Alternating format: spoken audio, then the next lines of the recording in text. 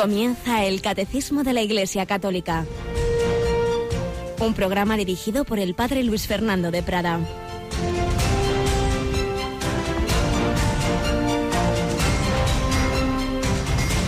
Alabados sean Jesús, María y José. Muy buenos días, muy querida familia de Radio María. Decir esta expresión que tanto nos gusta, querida familia, pues pensaba, como os comenté el otro día, que habiendo estado la semana anterior en ese encuentro europeo de las Radio Marías de Europa, nos damos más cuenta de que esta es una familia extendida por el mundo entero, todas esas naciones en las que esta llama de la esperanza, de la fe, del amor, del amor a María, y que ella nos lleva al Señor, pues se va extendiendo a través de las ondas de Radio María. Hay una expresión muy bonita cuando se habla de la cobertura de Radio María en el mundo, que es decirlo en estos términos: el manto de la Virgen cubre ya tal porcentaje de la población mundial, pues quizá como un tercio potencialmente, para que a todos pueda llegar esta buena noticia del Señor. Esa buena noticia que hoy en la Santa Misa el Señor nos va a hablar a través del Evangelio de San Juan, cuando hacía alusión a que Él daba motivos para creer en Él, porque estas obras que hago dan testimonio de mí, que el Padre me ha enviado, y el Padre que me envió, Él mismo ha dado testimonio de mí.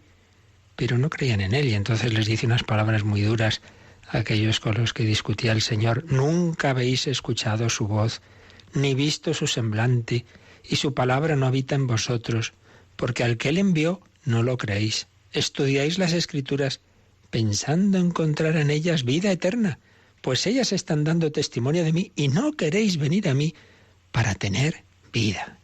Qué frase tan dura: no queréis venir a mí para tener vida. El Señor nos invita a ir a Él no para fastidiarnos, como algunos le parece que piensan, sino para darnos la verdadera vida, la vida eterna.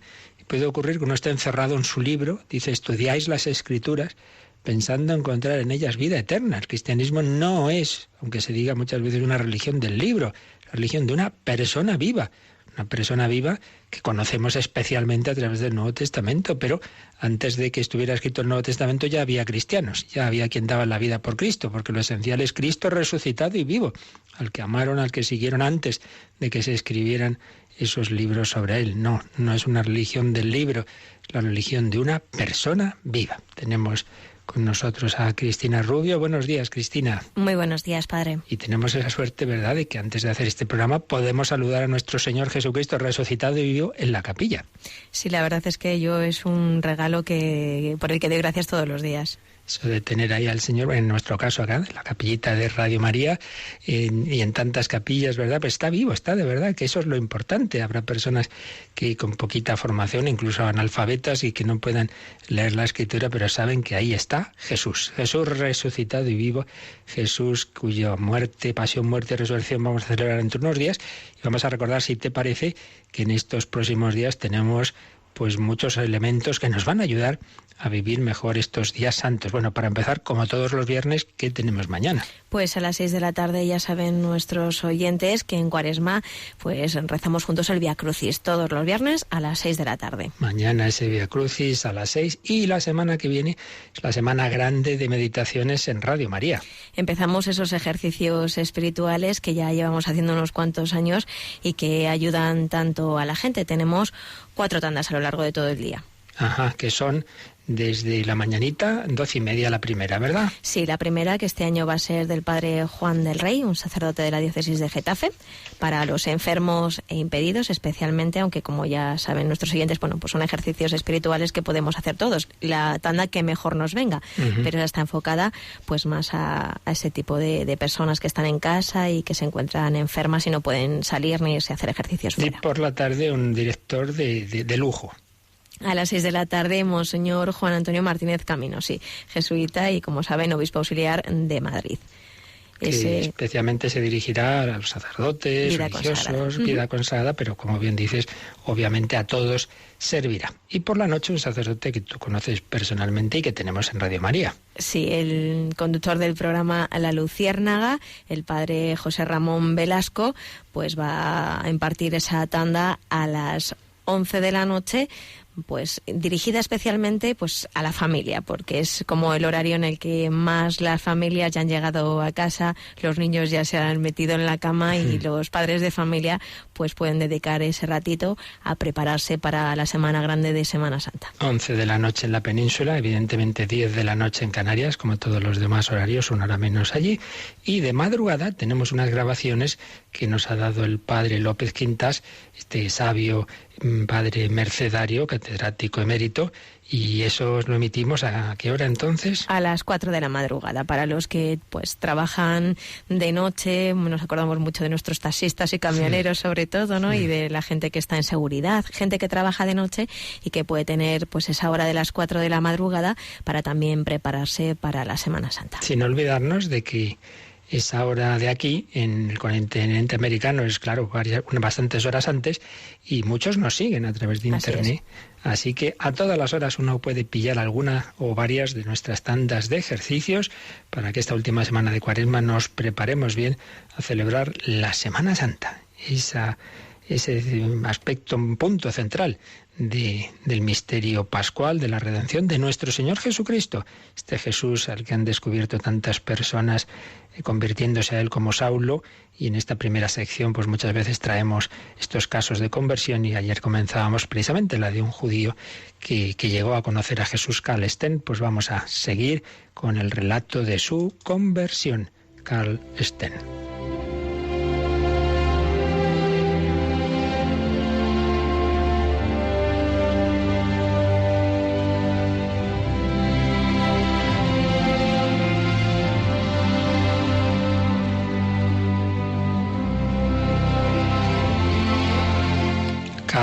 Carlos Stern, este judío alemán que nació en un pueblo de Baviera, 1906, de padres judíos integrados en esa nación alemana, pero cuando el nazismo empieza a perseguir a los judíos, emigra de allí, huye a Inglaterra y luego ya se instala en Canadá, donde llega a ser un gran médico, psiquiatra, neurólogo, y va teniendo ese proceso espiritual de descubrimiento de la fe cristiana, porque era un hombre abierto que, aunque de joven pues fue ateo, luego volvió a su fe judía, y cuando ya había encontrado o reencontrado la fe judía, pues empieza a conocer el cristianismo. Oíamos cómo le impactó una conferencia sobre cristianismo y judaísmo, cómo va conociendo a Jesús, pero al principio un Jesús que, como a tantos judíos les pasa, sí, lo admiran como un rabino más, pero como un hombre, no como Dios, pero va profundizando y va dándose cuenta de que no es meramente hombre. Y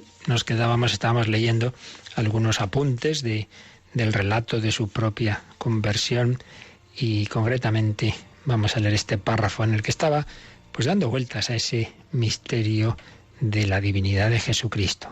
Escribía así: empecé a pensar, si fuera cierto que Dios se hizo hombre por nosotros y que su vida y muerte tienen sentido personal para cada uno de los millones de seres humanos que se gastan en la hediondez de los tugurios, en un mundo sin horizontes, en sofocante angustia de odio, enfermedades y muerte. Si eso fuera cierto, aún habría algo que da a la vida un valor infinito. Pensar que llama a las puertas de esos millones de oscuras moradas quien puede ofrecer promesas seguras a cada uno de sus habitantes. Cristo salva el caos de la historia y al mismo tiempo salva la mezquindad de cada existencia personal. Qué buena reflexión el que había vivido esos horrores de los genocidios de mediados del siglo XX, la Shoah, la Segunda Guerra Mundial, todas aquellas tragedias. Pero piensa que si es verdad que Dios se ha hecho hombre, ese Cristo salva el caos de la historia y da sentido a cada existencia personal, le da a cada vida un valor infinito, Está precisamente huido de su país en Inglaterra, y un día de 1938 en Londres, dice, entré a una iglesia católica a orar.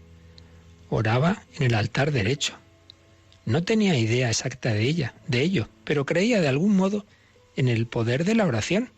No recuerdo de qué forma había llegado a esa convicción, pero aceptaba la eficacia de la oración. como una verdad incuestionable y ponía en ella mucha fuerza, por no saber qué otro socorro práctico podía ofrecer a mi padre y a mi hermano. Se habían quedado en Alemania su padre y hermano sufriendo la persecución nazi. Él había podido huir a Inglaterra y en ese momento en que aún estaba ahí en esas dudas de fe, pero ya tenía esa certeza de que la oración es valiosa, de que tiene un poder. Pues otro paso importante para buscar a Dios es la oración. Aunque dudes de Él, Señor, si existes, ilumíname, ayúdanos. Y sigue haciendo reflexiones sobre la relación entre el judaísmo y el cristianismo. Cuando ya estaba en la fe judía, pero aún no era cristiano, dice: la providencia me había hecho judío. Me sentía tal con todas las fibras de mi corazón. Sentía en el judaísmo el calor protector de la sangre. ¿Cómo podría dudar nunca de que mi deber estaba entre ellos? Sin embargo, también oía voces que me recordaban otra lealtad. Aquellos cristianos de Múnich que habían sufrido por nosotros en la noche de la aniquilación y con los cuales había visto por primera vez un Israel supranacional, parecían hacerme señas de que no los traicionara. También aquello me imponía una obligación. Sabía que había sacerdotes en los campos de concentración. Sabía que entre tanta ruindad y brutalidad había infinidad de inestimables sacrificios anónimos que se llevaban a cabo en nombre de Jesús de Nazaret, el ungido de Israel. Sacrificios realizados por quienes no pertenecían a nosotros por la carne. Durante bastante tiempo pensé que me sería posible permanecer judío conservando el secreto de Jesús. Imposible que Cristo exigiera de nosotros la deserción en el momento preciso en que nuestro pueblo se debatía entre espasmos de agonía. La mayor parte de los judíos que se mantienen con el pie en el umbral de la Iglesia creen que ni Jesús hubiera abandonado a la comunidad judía del dolor en un momento tan crítico de la historia. Sin embargo, había algo oscuro en ese pensamiento, y es que por primera vez en la historia desde Cristo, en esta persecución nazi, no se acosaba a los judíos a causa de su religión, sino únicamente a causa de su raza. En rigor, había visto que los cristianos judíos de Alemania lo pasaban frecuentemente peor que los judíos de religión, repudiados por los cristianos por ser judíos y por los judíos por renegados. Participaban en esto de la suerte de Cristo, de quien Pascal, que era igualmente indeseado por paganos, dice Pascal, que era igualmente indeseado por paganos y por judíos. Por ese tiempo pasé muchas tardes en conversación con una monja del Sagrado Corazón. En síntesis, lo que nos viene a decir en este párrafo es que él, por un lado, decía: yo no puedo dejar a mi pueblo judío en este momento de la persecución nazi, pero a la vez era consciente de tantos cristianos que le estaban ayudando a los judíos y arriesgando su vida, y de hecho pues siendo en muchos casos perseguidos por esa ayuda a los judíos. Sigue reflexionando sobre la Iglesia y dice: la Iglesia católica está formada por la masa de la humanidad, y de aquí que el extraño que se acerca a ella tropiece con una espesa corteza de mediocridad. Uno ve mucha gente en la Iglesia pues mediocre o incluso pues mala. Y dice: nos costó también a nosotros tiempo y trabajo el ver el inmenso tesoro escondido de santidad anónima que hay en la Iglesia. El poder espiritual que fluye a diario en millones de almas desconocidas. Los ríos de sacrificios que hacen por motivos sobrenaturales multitudes de humildes obreros, religiosos, sacerdotes y laicos. Bajo un aspecto superficial hay otra vez aquí una extraña semejanza entre el judaísmo y la Iglesia. La mala conducta de un miembro se hace más pública que la santidad de 100. Es decir, pues hace alusión a lo que tantas veces podemos experimentar, que hay gente que dice: fíjate que hay gente ahí en la Iglesia. Sí, hombre, sí. Pero hay mucho más bueno que malo. Y lo que pasa es que si uno no mira, si uno no profundiza y se queda en lo superficial o en lo que nos destacan los medios de comunicación tantas veces tan injustos, pues uno no descubre esa inmensa cantidad de personas buenas, ese tesoro escondido de santidad anónima que descubrió Carl Sten. Y vamos a terminar con el párrafo en que ya recuerda cómo entró en la Iglesia. No olvidaré jamás la mañana de mi bautismo y primera comunión, un 21 de diciembre de 1943. Exteriormente todo parecía igual que todas las mañanas de diciembre. Al entrar en la iglesia de los padres franciscanos de Montreal, afuera era todavía oscuro.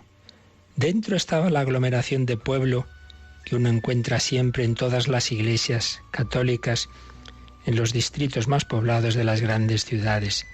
Eran hombres y mujeres de las pequeñas viviendas contiguas a los andenes del tren y de las vecindades del núcleo comercial de la ciudad.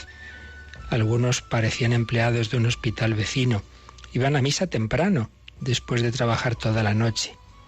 Nuestras vidas, la de mi esposa y de mis amigos, habían llevado una marcha convergente con la de aquellos desconocidos que nos rodeaban.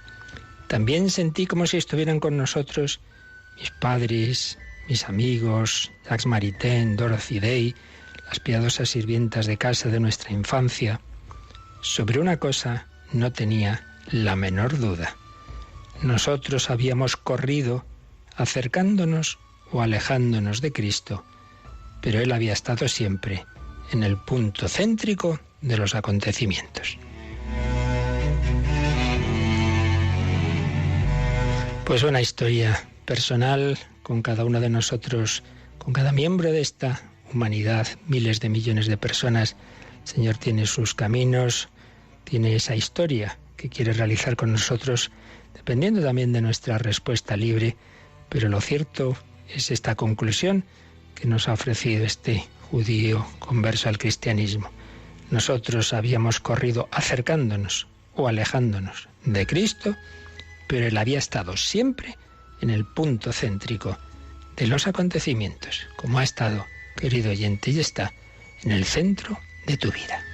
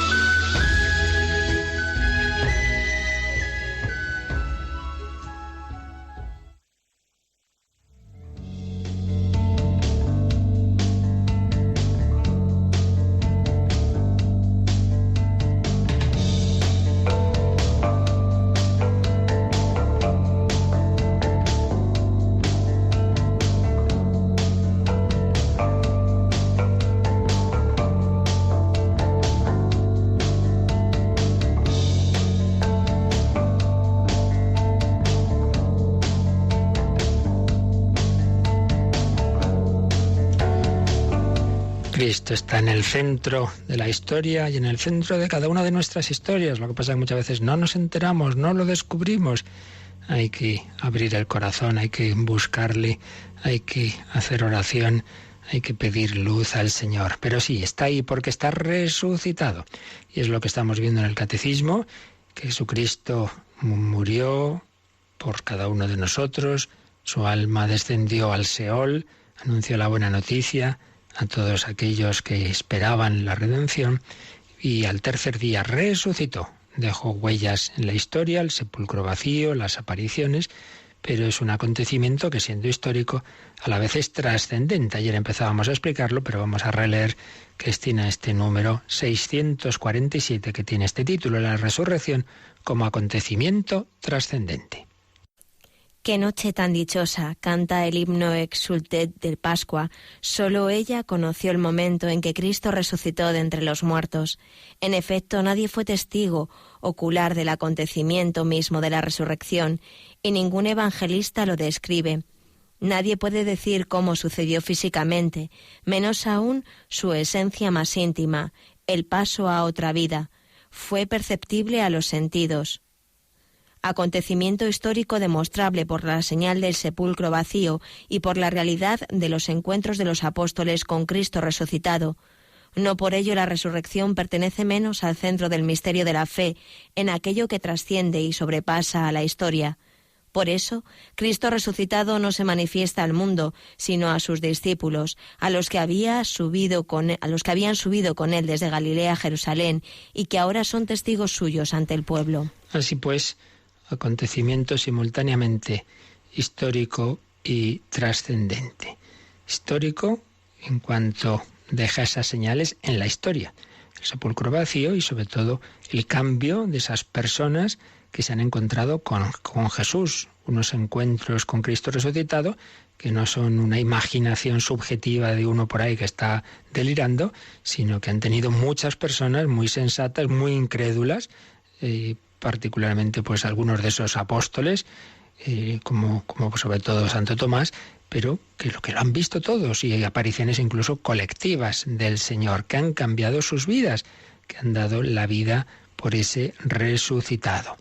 Por tanto, en ese sentido, el acontecimiento histórico, pero a la vez trascendente, porque claro, Cristo ya no está sujeto a las leyes de este mundo, no está sujeto al espacio y al tiempo. No puedes decir, mira, ahora está aquí, lo agarramos, lo metemos aquí y cerramos la puerta. No, ya no. Trasciende y sobrepasa la historia. Bueno, esto es algo así como lo que ocurre ahora, claro, con Cristo resucitado en la Eucaristía. Por eso, el Catecismo nos pone un número marginal, el número 1000, precisamente, un número bien redondo, que dice, echar un ojo a lo que más adelante explicamos en el número 1000, porque esa situación nueva de la humanidad de Cristo resucitado, esa trascendencia de Cristo, pues es algo así como lo que ocurre, bueno, ciertamente es lo que ocurre en la Eucaristía, puesto que en la Eucaristía está Cristo resucitado. Vamos a leer, Cristina, este número 1000, que está mucho más adelante, obviamente, en el Catecismo, pero bueno, lo leemos para relacionarlo con este punto de la resurrección.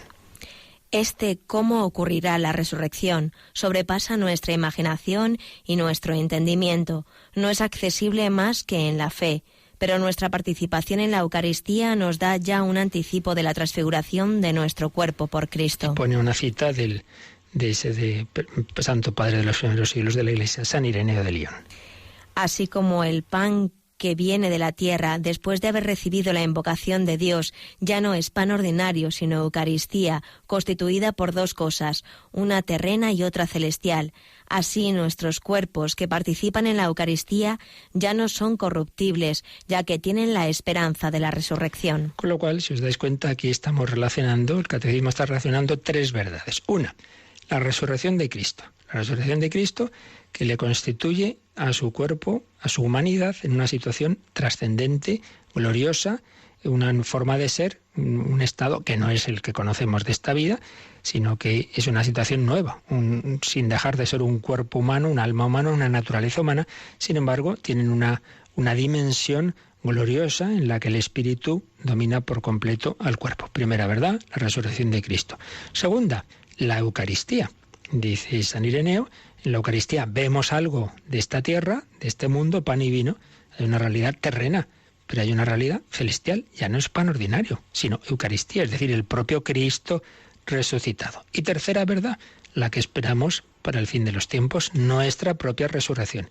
¿Cómo será nuestra resurrección? Pues no sabemos, dice, eso sobrepasa nuestra imaginación y nuestro entendimiento. Empezamos a pensar, ¿no? Pues cómo resucitaremos, cómo será nuestro cuerpo. Pues mira, no lo sabemos. Lo que sabemos es que es algo así como lo que ha ocurrido con Cristo. Es el mismo, era el mismo que había sido crucificado, tiene las llagas, pero está en una situación distinta. También nosotros estaremos en una situación distinta. Como el pan consagrado ya no es pan, sino que aunque externamente, físicamente, los accidentes, decimos, siguen siendo los mismos, sin embargo, la sustancia honda y profunda de ese pan o de ese vino, pues ya no es eso, sino que es el cuerpo y la sangre de Cristo. Por tanto, tres verdades que hay que relacionar: resurrección de Cristo, Eucaristía y resurrección de todos nosotros. Pues esto es lo que nos explica este número 647 del Catecismo, la resurrección como acontecimiento trascendente. Y vamos a ver cómo a su vez lo explica, y nos sirve también de resumen de puntos anteriores que hemos visto, este documento de la Conferencia Episcopal Española, que hemos usado ya varias veces. Es una estupenda síntesis de muchas verdades sobre Jesucristo. Jesucristo es Salvador del hombre y esperanza del mundo. Este documento que aprobó la plenaria de la Conferencia Episcopal Española el año 2016. Pues bien, en el número 43 vamos a resumir lo que dice, porque precisamente se titula así este apartado: la resurrección, acontecimiento trascendente y al mismo tiempo histórico. Lo resumimos. Dice: el triunfo de Jesús sobre la muerte abre el curso del mundo a la esperanza trascendente, revelando que no está entregado a un dinamismo ciego y clausurado en sí mismo, Es decir, nuestro mundo no está cerrado en sí mismo. Cristo, al extender sus brazos en la cruz para subir al Padre y ser glorificado sentándose a su derecha, ha abierto el acontecer del mundo a la novedad que lo libera de un destino de muerte inexorable. Oíamos antes cómo ese judío Carl Stern veía la historia de este mundo tan llena de injusticias, de dolor, de muerte, pero al descubrir que en esa historia había entrado el Hijo de Dios, le da un sentido nuevo. Es lo que viene aquí a decir este documento. Cristo ha abierto este mundo a la novedad que lo libera de un destino de muerte inexorable. La fe nos abre el misterio de la cruz de Jesús, sabiendo que nuestro hombre viejo fue crucificado con Cristo para que fuera destruido el cuerpo de pecado, dice San Pablo. Al cargar sobre sí los dolores de la humanidad herida y victimada, Jesús lavó en su muerte los pecados del mundo y conjuró para siempre el sinsentido del sufrimiento de todos los inocentes. Si Dios hubiera abandonado a Jesús en la cruz y no lo hubiera resucitado del sepulcro, la injusta e ignominiosa ejecución de Jesús hubiera quedado sin la respuesta de Dios. Y con este silencio habríamos perdido la resurrección de la carne y la vida eterna. Por esto la realidad de la resurrección de Jesús arroja la luz que ilumina la existencia y la esperanza del triunfo definitivo de la justicia y del bien frente al poder de la iniquidad y el misterio del mal. Esto es muy importante. Si Jesús simplemente hubiera muerto por nosotros, pero no hubiera resucitado, pues de nuevo hubiera triunfado el mal, hubiera sido pues una injusticia más en la historia. Y ese mal y esa injusticia hubiera quedado sin la respuesta de Dios. Dios hubiera callado, hubiera sido un silencio divino que nos habría dejado a todos en la desesperación. Siempre triunfa el mal. Pues no. ¿El Señor permite el mal? Sí, lo permite. Y permite que su propio Hijo muera injustamente, sí. Pero la última palabra es de la resurrección, es de la vida, es del amor. Y esta verdad da esperanza a toda nuestra historia. Y luego, pues hablando de esas teorías que comentábamos otros días, que no acaban realmente de creer en una resurrección objetiva, sino simplemente como una especie de experiencia subjetiva de los apóstoles, dice: la resurrección de Jesús no es lenguaje simbólico, elaborado por la subjetividad del creyente, sobre el sentido que la fe pudiera dar a una muerte que, más allá de la injusticia que encierra, fuera expresión del gran amor de quien la ha padecido. Bueno, pues yo creo que Jesús ha resucitado, da sentido a mi vida, pero porque yo lo siento así, pero ha resucitado o no. La resurrección de Jesús es realidad acontecida que da fundamento a la fe de quien ve en ella la expresión suprema del amor con que el Hijo de Dios nos ha amado. En la resurrección el cuerpo de Jesús se llena del poder del Espíritu Santo, participa de la vida divina, en el estado de gloria, es el hombre celestial. Pero por otro lado, no es marginal a la historia esa resurrección de Cristo, sino que deja en ella las señales perceptibles de haber sucedido. Es verdad que nadie puede decir cómo sucedió físicamente, y cita precisamente aquí al Catecismo.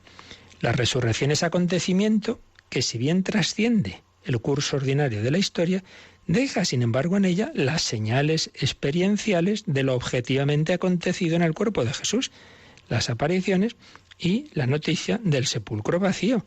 Son signos experienciales, comprensibles en el conjunto de la historia de Jesús.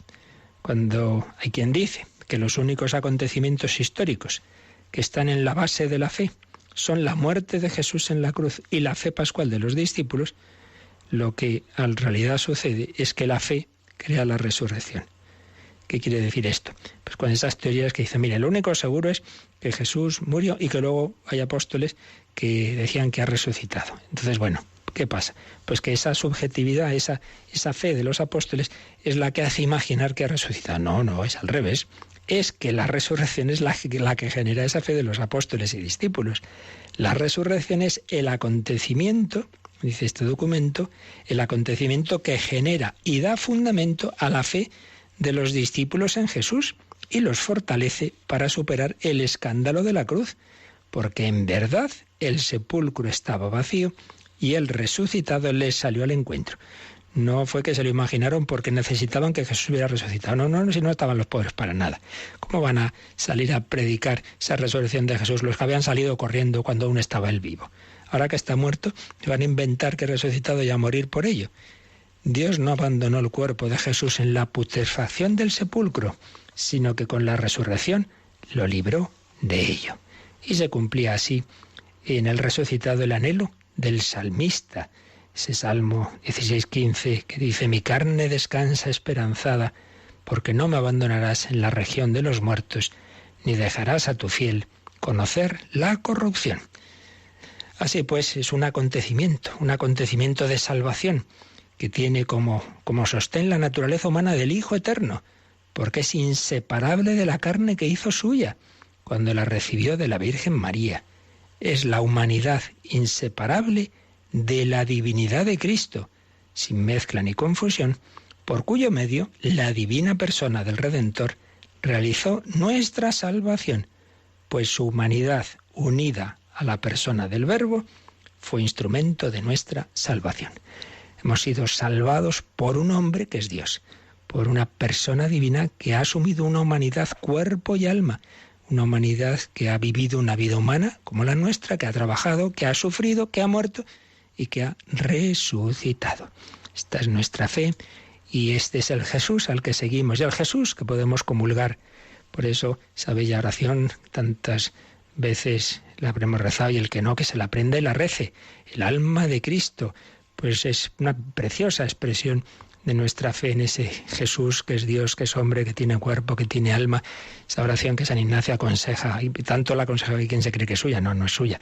Él la pone en los ejercicios espirituales, la aconseja que la recemos, pues vamos a hacerlo ahora nosotros. Alma de Cristo, santifícame. Cuerpo de Cristo, sálvame.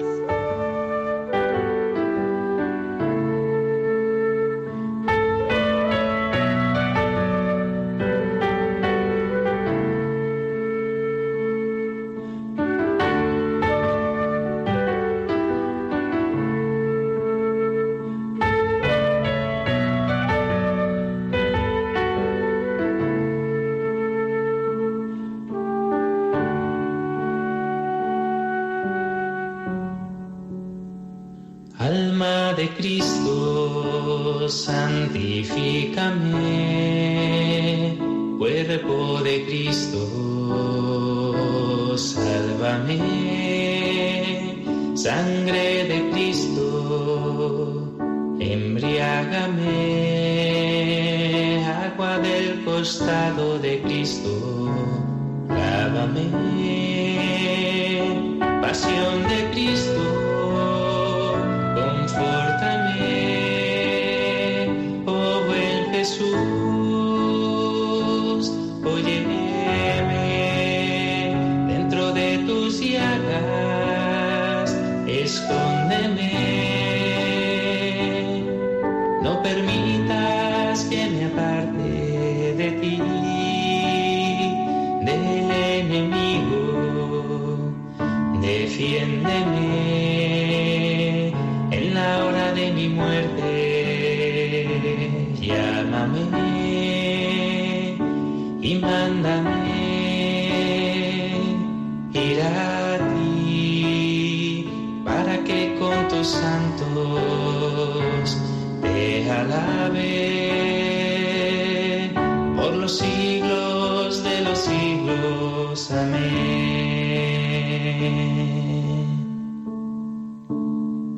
Alma de Cristo, santifícame. Cuerpo de Cristo, sálvame. Sangre de Cristo, embriágame. Agua del costado de Cristo, lávame. Pasión de Cristo, confórtame, oh buen Jesús, óyeme, dentro de tus llagas, escóndeme, no permitas que me aparte de ti, del enemigo, defiende.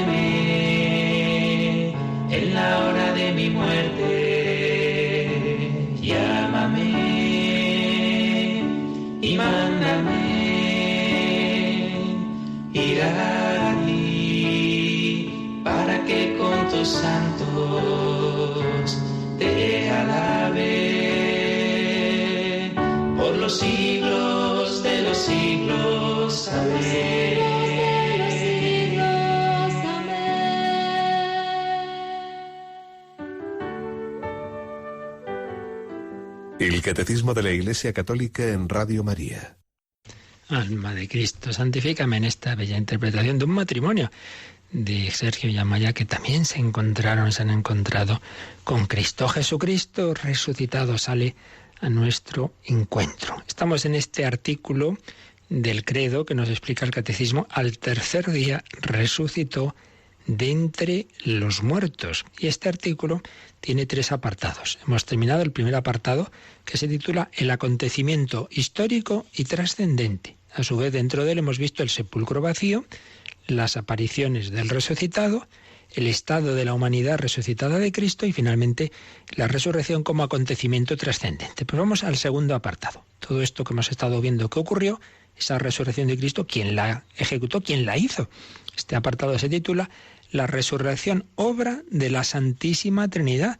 Esta gran obra de la redención y en particular de la resurrección la han hecho las 3 divinas personas unidas. Claro, no pueden actuar separadas, son un solo Dios, el Padre, el Hijo y el Espíritu Santo. Cada una a su modo ha realizado la resurrección. Es lo que nos va a explicar el Catecismo en los números 648, 49 y 650. Pues vamos, Cristina, con el primero de estos números, la resurrección, obra de la Santísima Trinidad. Nos lo dice el número 648. La resurrección de Cristo es objeto de fe en cuanto es una intervención trascendente de Dios mismo en la creación y en la historia. En ella las 3 personas divinas actúan juntas a la vez y manifiestan su propia originalidad.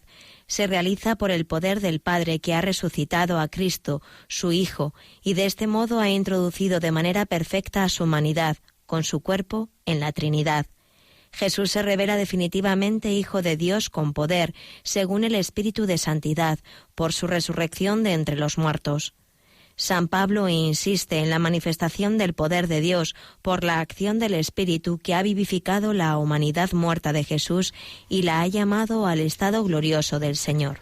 Así pues, aquí recordamos una verdad que ya vimos cuando estuvimos tratando hace bastante tiempo de la Santísima Trinidad. Las 3 personas divinas, cada una de ellas tiene, claro, su especificidad. No son simplemente modos de hablar de una única persona. No, eso es un error, se llamó el modalismo, modos de hablar, como si realmente Dios fuera una única persona que a veces actúa a modo de Padre, a veces a modo de Hijo, a veces a modo de Espíritu Santo. No. Son 3 personas reales, pero 3 personas que son un único Dios, que comparten una única sustancia o naturaleza. Es ese misterio de la Trinidad, uno y trino a la vez, uno en sustancia, trino en personas. Entonces las diferencias son, digamos, entre ellas, entre esas 3 personas en sus mutuas relaciones. Pero lo que son obras externas de la Santísima Trinidad, la creación y todo lo que Dios hace respecto hacia afuera, por así decir, claro, lo actúan en común las 3 divinas personas, porque, insistimos, comparten la misma naturaleza. Y en este sentido,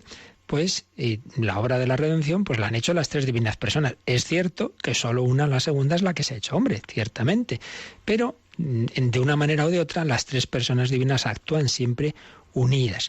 Por tanto, también la resurrección es obra de las 3 divinas personas. Por eso nos ha dicho el Catecismo: la resurrección de Cristo es objeto de fe en cuanto es una intervención trascendente de Dios mismo en la creación y en la historia. Lo hemos visto que no trasciende, pero actúan en la historia. Entonces, en esta historia, las 3 personas divinas actúan juntas a la vez y manifiestan su propia originalidad. Es decir, actúan juntas, pero cada una como lo que es. El Padre como Padre, el Hijo como Hijo, el Espíritu Santo como Espíritu. Por tanto, el Padre actúa porque resucita a su Hijo, se manifiesta su poder, por el poder del Padre que ha resucitado a Cristo su Hijo. Y al Hijo lo ha introducido, fijaos qué bello, el que era eternamente está en la Trinidad, ahora el Hijo está en la Trinidad con su humanidad. Hay un cuerpo en la Trinidad, hay un hombre en la Trinidad.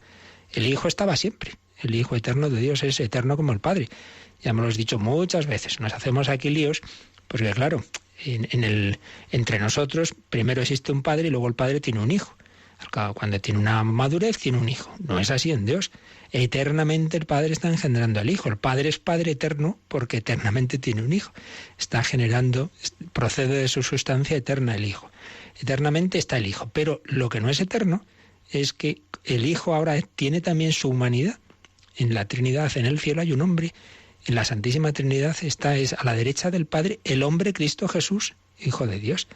Entonces el Padre ha resucitado a su Hijo y lo ha introducido también con su humanidad, con su cuerpo, en la Trinidad. El Padre ha resucitado al Hijo. El Hijo se ha resucitado a sí mismo. Jesús se revela definitivamente Hijo de Dios con poder, según el Espíritu de Santidad, por su resurrección de entre los muertos. Entonces, pone aquí varias citas el Catecismo, diciendo en cómo San Pablo insiste precisamente en la manifestación del poder de Dios a través del Espíritu Santo, que el Espíritu resucita a Jesús también, ya vemos, es una acción de las tres divinas personas, y vivifica esa humanidad de Jesús, esa humanidad, ese cuerpo de Cristo.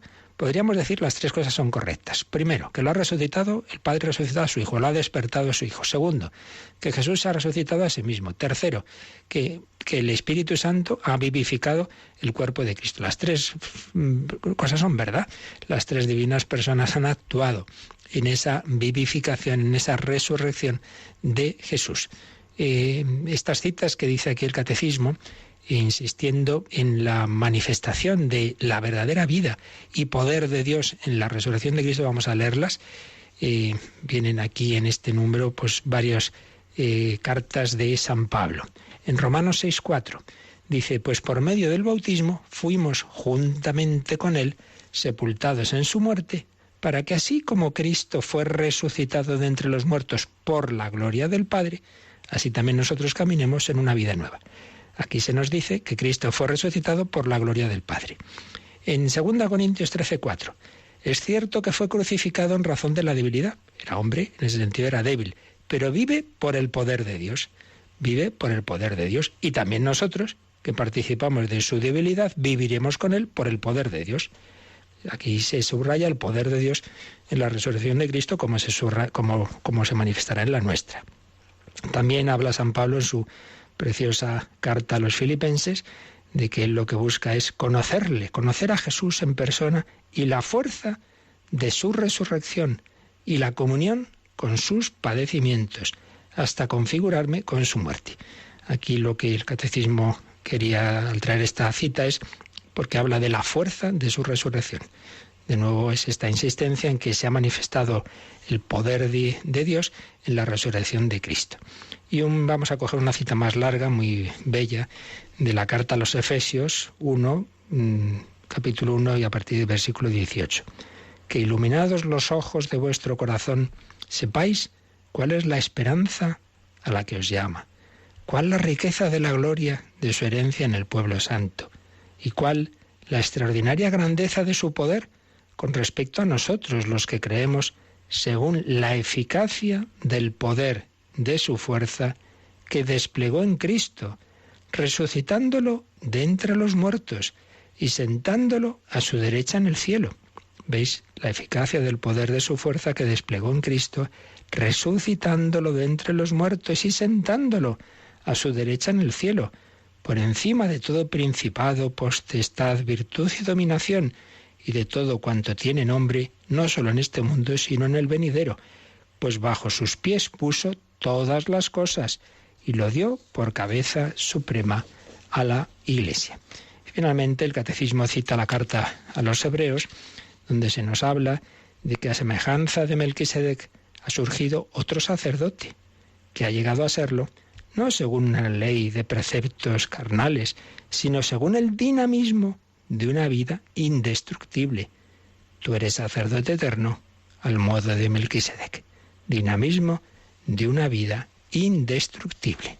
Cristo es sacerdote eterno, está resucitado para siempre y ahí se manifiesta el poder de Dios. Así pues, la resurrección obra de la Santísima Trinidad, manifestación del poder de las tres divinas personas, aunque especialmente el aspecto de poder se atribuye al Padre. Ya sabemos, todas las cualidades de Dios son comunes, son una, y las tienen las tres divinas personas, pero bueno, de alguna manera tenemos nosotros que reflexionar y entendernos, y bueno, nos parece como más lógico atribuir especialmente al Padre el poder, la sabiduría al Hijo, el amor al Espíritu Santo, pero realmente son siempre cualidades comunes a la Trinidad y, repetimos, acciones comunes. Lo que Dios hace hacia afuera es común a las tres divinas personas. Vamos a repasar esto que lo vimos en su momento y por eso el Catecismo nos recuerda un número en que habló de esto, el número 200, 258. Vamos para atrás. Cuando hablamos de la Santísima Trinidad, ya sabéis que podéis buscar estos números de catequesis anteriores en el podcast de Radio María o en los DVDs que hemos hecho recopilación, donde además la recopilación incluye un documento de texto con un índice muy detallado. ¿Dónde se explicó este punto? Lo miras en el documento y buscas ese día en que explicamos esto. Vamos nosotros ahora, Cristina, a leer ese número que en su momento vimos, el 258. Toda la economía divina es la obra común de las tres personas divinas, porque la Trinidad, del mismo modo que tiene una sola y misma naturaleza, así también tiene una sola y misma operación. El Padre, el Hijo y el Espíritu Santo no son tres principios de las criaturas, sino un solo principio. Sin embargo, cada persona divina realiza la obra común según su propiedad personal. Así, la Iglesia confiesa, siguiendo al Nuevo Testamento: uno es Dios y Padre de quien proceden todas las cosas. Uno el Señor Jesucristo, por el cual son todas las cosas. Y uno el Espíritu Santo, en quien son todas las cosas. Son, sobre todo, las misiones divinas de la encarnación del Hijo y del don del Espíritu Santo las que manifiestan las propiedades de las personas divinas. Así pues, es un texto complicado, sabemos que estas verdades de la Trinidad son muy difíciles, pues claro, es el mismo ser de Dios. Y claro, si yo entendiera a Dios, yo sería Dios, y evidentemente no lo soy. Y por eso nunca llegaremos a captar del todo. Si no me entiendo del todo a mí mismo, no entiendes a tu marido, a tu mujer o a tus hijos, no vas a entender a Dios. Eso parece que es bastante obvio, ¿no? Pero dentro de eso, bueno, la teología se acerca al misterio y llega a esto, aunque no lo entendamos del todo, que todo es común, todas esas acciones de Dios hacia afuera son comunes a la Santísima Trinidad, puesto que tiene un mismo ser, pues también es una misma acción, una misma operación común a las tres divinas personas, pero que cada una la hace a su manera, según su propia personalidad, por así decir.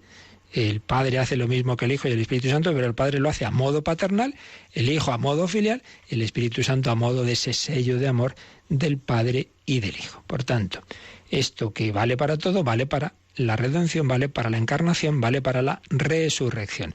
La resurrección de Cristo ha sido obra de la Santísima Trinidad.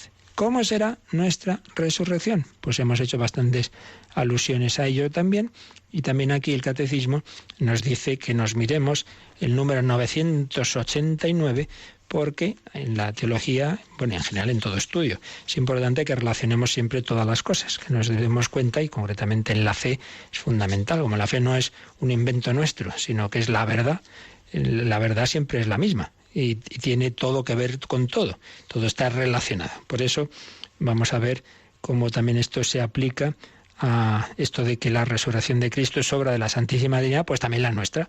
También la resurrección de los hombres será obra de la Santísima Trinidad, y eso está dicho más adelante en el número 989. Venga, otro capítulo, Cristina, vamos con él.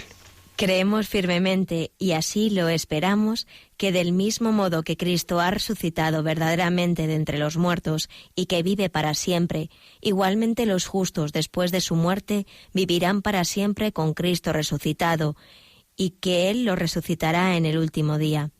Como la suya, nuestra resurrección será obra de la Santísima Trinidad. Fijaos, igual que la suya, nuestra resurrección será obra de la Santísima Trinidad. Y para ello hay muchas citas del Nuevo Testamento que pone aquí el Catecismo, y hay una que detalla un poquito más. Romanos 8:11. Si el Espíritu de aquel que resucitó a Jesús de entre los muertos habita en nosotros, aquel que resucitó a Jesús de entre los muertos dará también la vida a vuestros cuerpos mortales por su Espíritu que habita en vosotros. Así pues, el Espíritu, aquel que resucitó a Jesús el Padre y Jesús. Las tres divinas personas están mencionadas en este texto de Romanos 8:11. Pero bueno, lo importante es esto, que así como la resurrección de Cristo ha sido obra de las tres divinas personas, conjunta, también nuestra resurrección será obra del Padre, del Hijo y del Espíritu Santo. Bueno, nos queda todavía otros puntos a explicar de este número 648, pero ya lo dejamos aquí. Nos quedamos, como siempre, pidiendo al Señor que todo esto lo convierta su Espíritu Santo en vida, que no sea una mera teoría, que todo este día vivamos alegres pensando: este cuerpo mío con tantas limitaciones, que va decayendo, que un día estará en el sepulcro, este cuerpo mío está llamado a participar de la vida divina, está llamado a participar de la resurrección. El Padre no lo va a abandonar, Jesucristo está unido a mí por el bautismo, me va a resucitar con Él, el Espíritu Santo que me llena ahora me va a plenificar también. Vamos a agradecerlo, vamos a pedirlo, vamos a pedir por la resurrección gloriosa de todos nuestros difuntos. Vamos a dar gracias al Señor y también quien quiera aprovechar estos minutitos a alguna consulta, pues lo puede hacer ahora. Participa en el programa con tus preguntas y dudas. Llama al 91 153 8550. También puedes hacerlo escribiendo al mail catecismo@radiomaria.es. catecismo@radiomaria.es.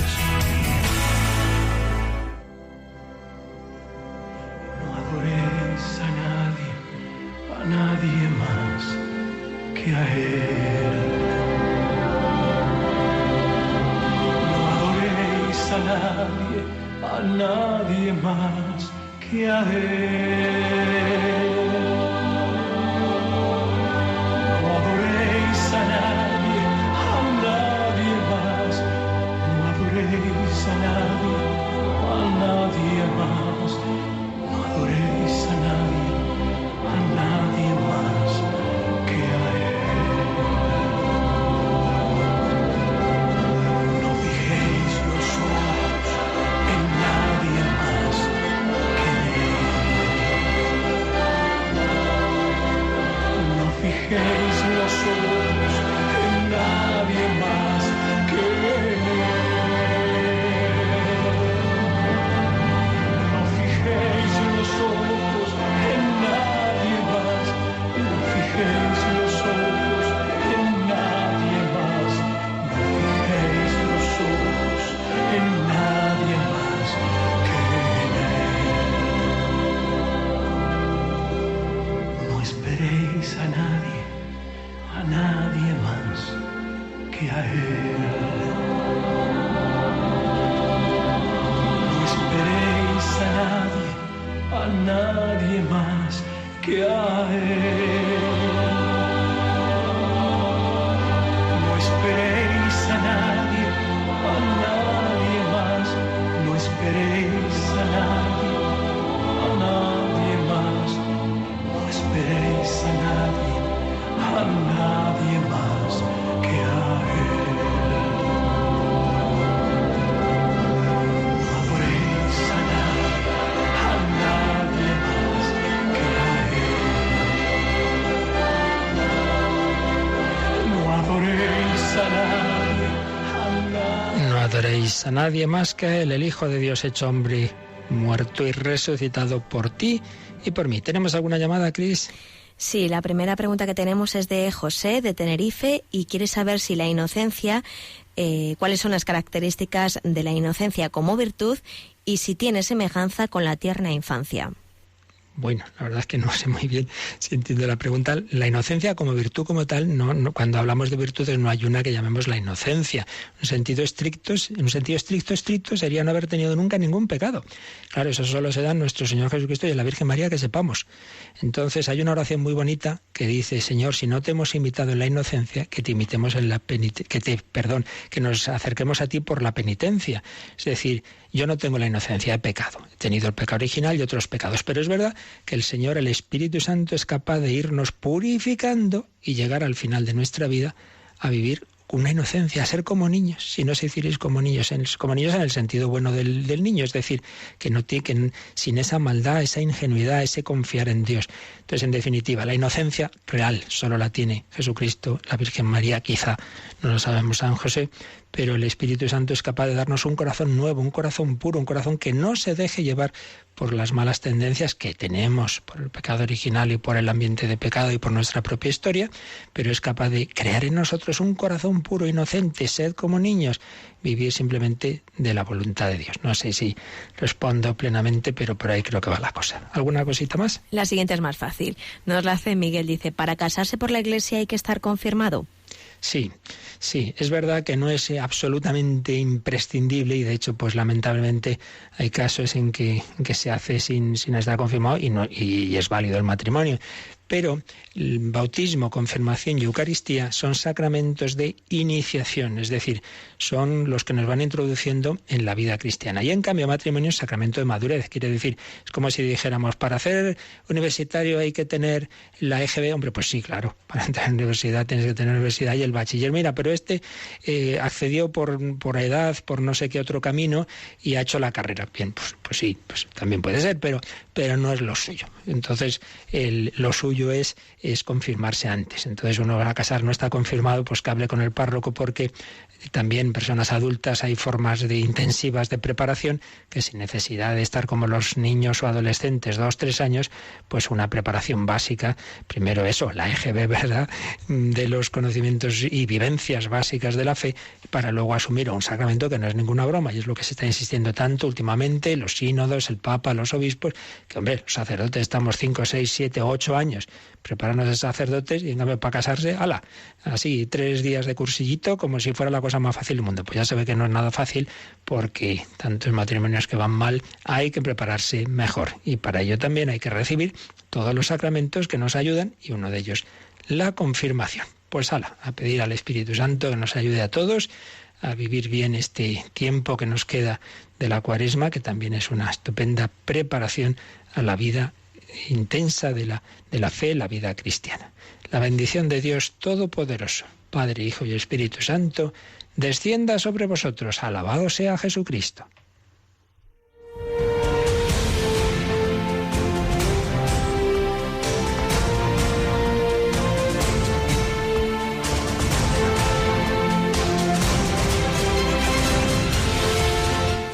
Han escuchado en Radio María el Catecismo de la Iglesia Católica, un programa dirigido por el Padre Luis Fernando de Prada.